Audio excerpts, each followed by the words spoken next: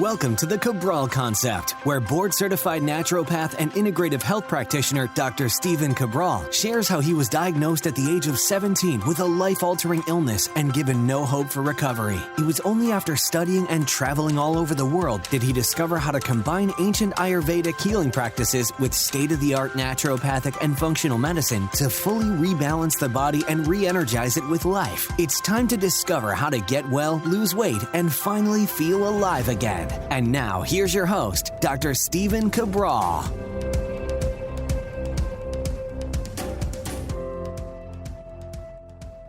Welcome back, everyone. Great to be here with you on this Saturday. If you are tuning in live to the show when it debuts, excited to have you. If you want to check out all of the questions that we'll be answering today on the show, head on over to stephencabral.com/2346. And if you haven't, you may as well pick up my book completely free.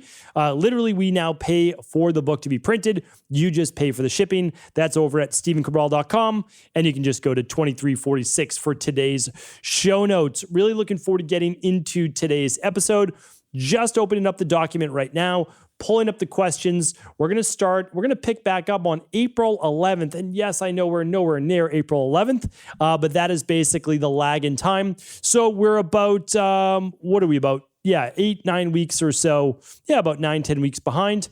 And we seem to be keeping pace with that, at least for right now. So I will always continue to answer your questions in the order they come in. If you want them answered sooner, which I'm sure you do feel free to ask them right at cabralsupportgroup.com, and you will get pretty much a same-day answer Monday through Friday. All right, let's dive in. First question is from Zoe. Zoe says, "Hi there, just listened to your episode on how to cure constipation. As I am constipated right now, you mentioned that you would recommend an Intestinal cleanse.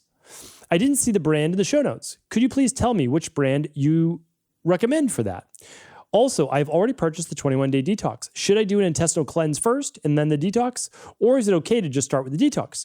I'm getting my hormonal birth control out on the 22nd, so I was planning on starting the detox on the day of the removal or the next day." Okay, happy to help answer this. This is one of those times for sure. Ask it right at cabralsupportgroup.com. And the reason is that you were beginning all of this like 8 weeks ago. So I'm still happy to answer it right now. It does say on that page on Ask Cabral that your question won't be answered for at least 8 weeks. Again, I'd love to be able to answer them sooner.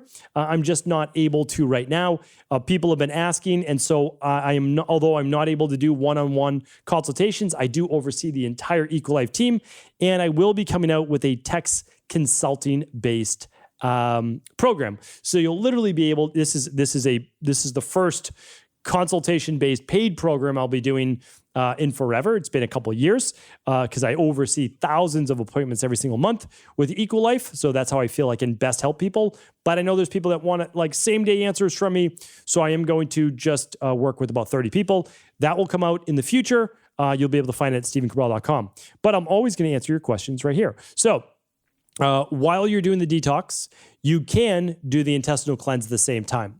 Some people do decide to do that, and that is totally acceptable. Nothing wrong with it. You can absolutely do it.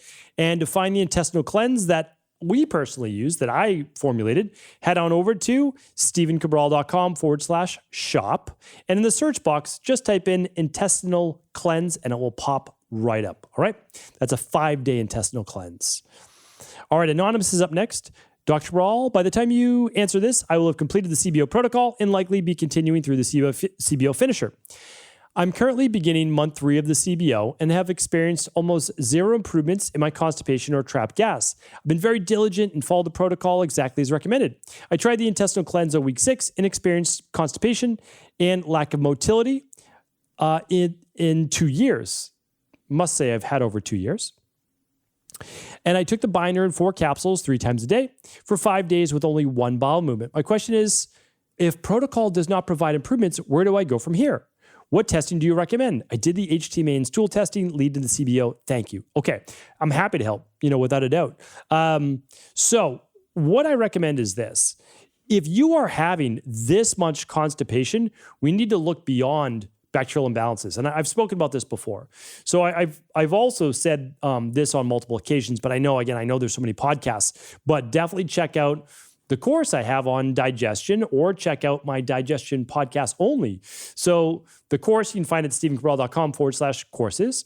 And the podcasts, which are completely free, go to stephencabral.com/podcasts and just click on the digestion ones. And so you can check on that. Because for the most part, the only people who do not improve or they may relapse after the CBO are people with high levels of stress or low gut motility.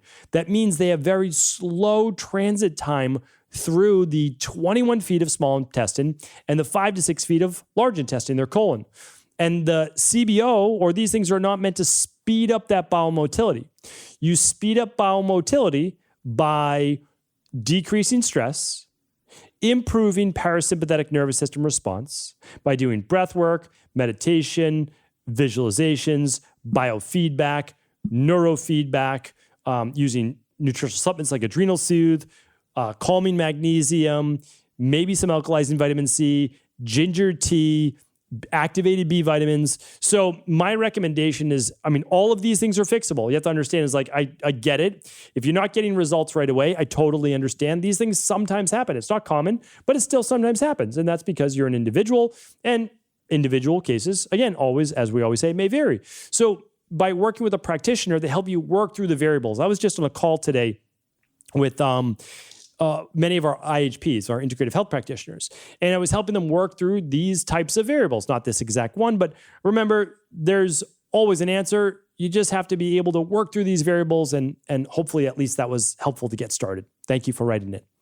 Samantha's up next. Hi, Dr. Cabral. Thank you for all that you do. I would love your insight. I'm a 30-year-old woman from New York. I recently had surgery. I had an allergic reaction to either the anesthesia or the intravenous antibiotics they gave me during the procedure. I'm seeing an allergist in a few weeks to figure that out. I had dermatitis that spread all over my torso, my chest, my arms, and my back. It was pretty severe. The dermatologist prescribed me a 10-day taper protocol of prednisone. It was intense. At the time of writing this, I'm done with the prednisone and the bumps from the allergic reaction are gone, but I'm still so itchy and I'm breaking out in hives. The itching feels like it's coming from the inside out, if that makes sense. Actually, scratching the area doesn't provide relief. I've been diagnosed with mast cell activation syndrome, and I'm listening to your previous podcast about it now. I've also been taking allergy medication and eating a low histamine diet. This combination provides very slight relief. I feel hopeless, and I want to feel like myself again. Thank you for guidance. Any guidance you may have. With gratitude, Samantha. All right, Samantha, happy to help on this as well. So, I think you're right on both sides of this. So, could it be the anesthesia or could it be the intravenous antibiotics? Well, technically it could be both. So let's go through it. And first I have to provide my disclaimer. So I'm not here to provide any medical advice, any medical treatment plans, any medical diagnosis, or any medical cures. All right. So we're talking about underlying root cause imbalances. Now, anesthesia can massively disrupt detoxification in both the liver and kidneys. So that's a big factor. So in my opinion, if you're asking me what to do first, I'm saying 21-day functional medicine detox. No doubt about it. Like hands down, that's the first thing I do. So that lowers and helps rebalance healthy levels of inflammation, healthy levels of immune response, etc. That's at stephencabral.com/detox. Okay. Or again, work of course with your local naturopathic doctor or integrative health practitioner. That's absolutely fine as well. I'm just giving you what I would do if someone from my own family had the same issue. Okay. So that helps with faster detoxifying harmful issues with anesthesia. Now, you can also do sauna. You can also walk. Like you can do a lot of other things. You can do rebounding, and you should, right? But I'm just trying to get cut right to the chase because people want results. I've been doing this now 25 years. People don't want slow results. They want fast results, right? That's why I give these recommendations. If you want slow results, well, we can just do it very slowly, right? We can just do things very, very slowly and just do our intermittent fasting, and we can do some smoothies in the morning. We can just do maybe a little bit of sweating through exercise, or we can do it fast, right? We can do saunas. We can do the immunity protocol. We can do the daily foundation protocol. We can do the 21-day functional medicine detox. We can do it all. And that's for fast results. Okay. Now the antibiotics could have caused, no doubt about it, two reactions. One is a Herxheimer reaction, and that might have been what you were dealing with. Herxheimer reaction is a die-off reaction of bacteria in the body. You may not even have known it was there. The second is it could have disrupted the gut microbiome, leading to this histamine-based reaction. All of that's possible. So you seem to be on the right track. I would certainly be doing the allergy protocol we have at stevencabral.com/shop. Head on over there. It contains Hispro and the alkalizing vitamin C. I definitely recommend starting there. And then the functional medicine detox 21 day at the same time. That's where I would start. And then slowly with the sauna if you do that, because the heat can actually cause a histamine reaction. All right, Stephanie's up next. Stephanie says, "Hi, Dr. Cabral. You are truly amazing. I love all that you do, and I'm so appreciated for finding equal life in these podcasts. You are a blessing." Thank you, Stephanie. I appreciate that. That's really nice. "I had hypothyroidism and Addison's disease for 5 years. Recently, my doctor discovered that I also have polycythemia vera. In your experience, have you ever seen all of these diseases be related? I'm trying to find the right direction on how to naturally lower my red blood cell count without having to take blood medication to lower this. Have you worked with patients with polycythemia vera? I would love any advice on where to begin with this blood disorder." Okay, so again, just one more time, I'm going to give my medical disclaimer. I do not treat anything medically, give any medical diagnosis, medical cures, medical diagnosis. All right, so for those people looking at polycythemia, what you want to understand is we're talking about a blood disorder where we increase the blood cells, and namely, we're talking about red blood cells. It can also make the blood thicker. Now, in my Boston practice, I used to actually use an electron microscope, and I would actually take blood inside of my practice, and I would actually look at people's blood under the microscope. And you could see what's called coagulation or red blood cell rouleau, it's called, and that's kind of the stickiness of the red blood cells. Okay, so if we're talking about low thyroid, Addison's disease, so low metabolic output from the thyroid hormone, right? Addison's disease, low cortisol output. And now we have this thickening of the red blood cells, or hypercoagulation, or extra red blood cells being reproduced. Okay, so we can look at all of these potentially as being connected where, think about this. When the body's metabolism moves at a faster rate, things turn over faster and things move faster and circulate faster through the body. Typically, when you have Addison's disease and low thyroid, there's a lower metabolic rate. There's less circulation. Typically, there's cold hands, there's cold feet.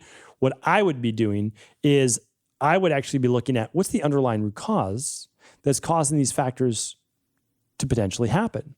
So I would be running the Big 5 labs. There's no doubt about it. For something serious, I'm running the Big 5 labs, and I'm looking at heavy metals. I'm looking at nutrient deficiencies, vitamins, minerals, omega-3s, et cetera. I'm looking at gut dysfunction. I'm looking at leaky gut. I'm looking at anything that would cause inflammation in the body.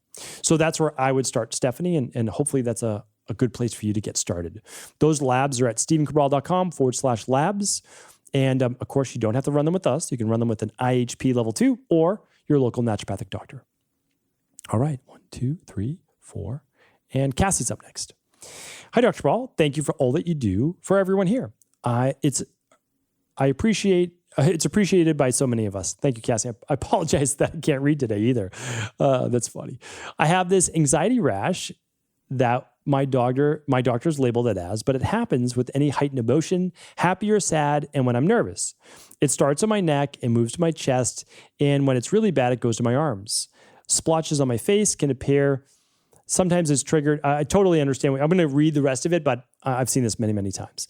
So it sometimes triggers something by as simple as a customer wanting to compliment me, and I feel it happening. I don't really understand. Or being excited about something. It's not all the time.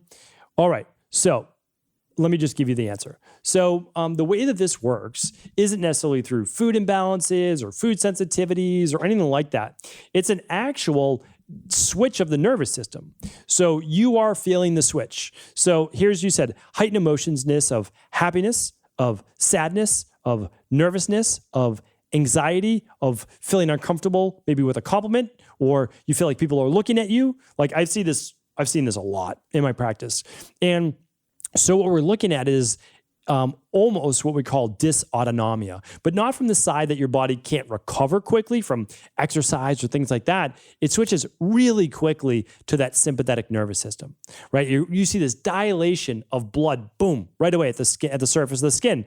And the more heightened it gets, well, the more dilation you see, the more blood flow you see start to come to the skin.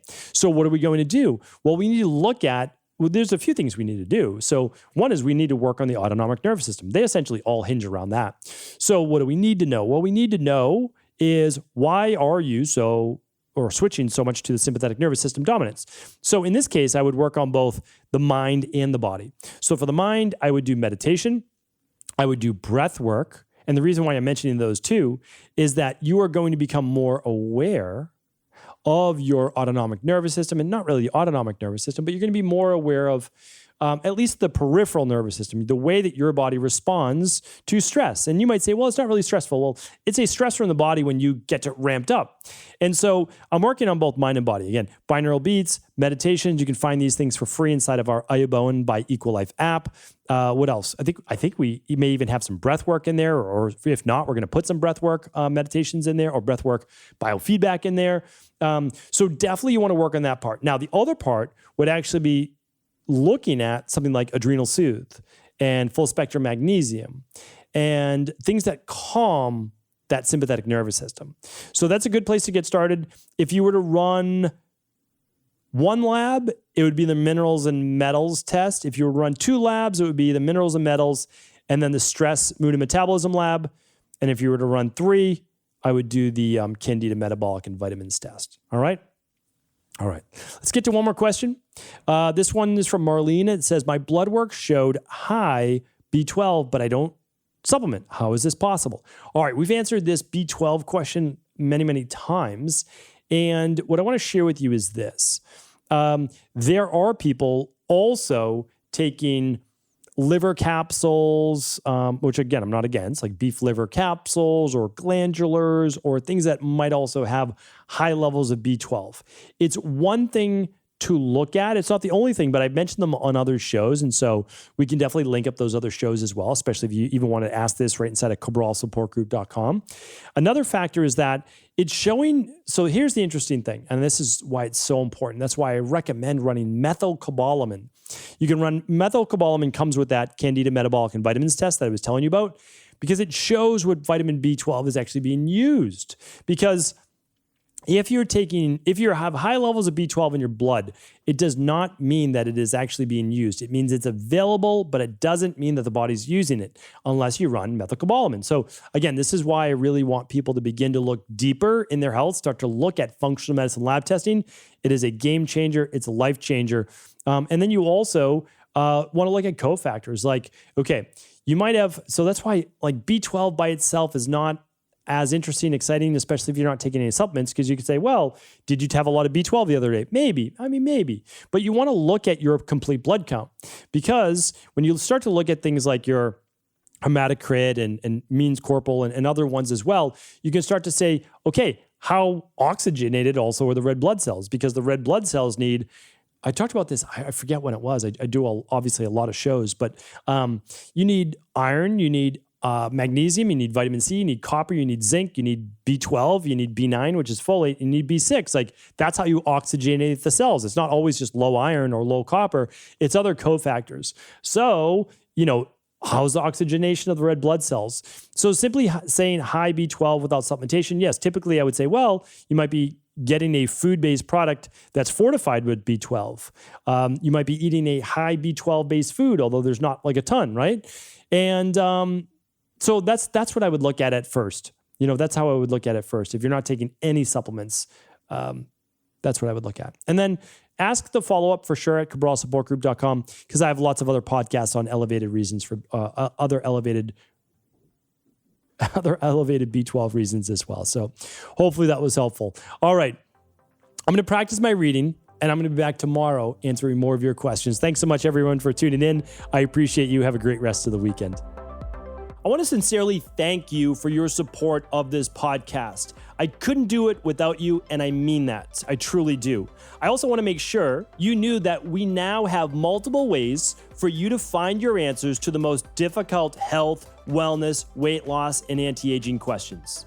You can find podcast-specific topics like thyroid, adrenal, hormones, sleep, digestion, Ayurveda, and many more at stevencabral.com/podcasts that will then link you to your favorite Apple, Spotify, and other podcast players. Plus, all new podcasts and weekly exclusive video content is being added to our YouTube channel at youtube.com/Steven Cabral. And that's Steven with a PH. Head on over and subscribe so that you don't miss any of the exclusive content.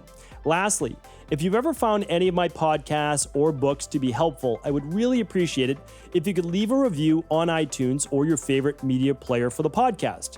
Rating and subscribing to the YouTube and podcast allow me to reach more and more people and help spread my mission of healing throughout the world. Thank you again for being a part of this movement.